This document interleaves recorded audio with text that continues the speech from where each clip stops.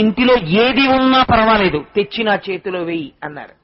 కట్టుకున్న బట్ట విడిస్తే కట్టుకోవడానికి బట్ట లేని దరిద్రురాలైన బ్రాహ్మణి లోపలికి వెళ్లి ఎండిపోయిన ఉసిరికాయ దొరికింది, పట్టుకొచ్చి శంకర భగవత్పాదుల చేతిలో వేసింది. శంకరుల చేతికి ఉసిరికాయ తగిలిందంటే లక్ష్మీదేవి ఆనందమగ్నురాలైపోయింది.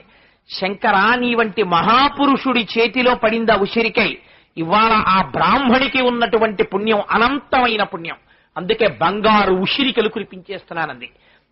ఆనాడు శంకర భగవత్పాదులు కానీ శంకరాచార్య కృతం స్తోత్రం అన్న మాట మధ్యలో వేసుంటే మనం చదవడానికి ఆ స్తోత్రం పనికిరాదు. శంకరులు చేసుకున్న స్తోత్రం శంకరాచార్యుల వారికి పనికొస్తుంది.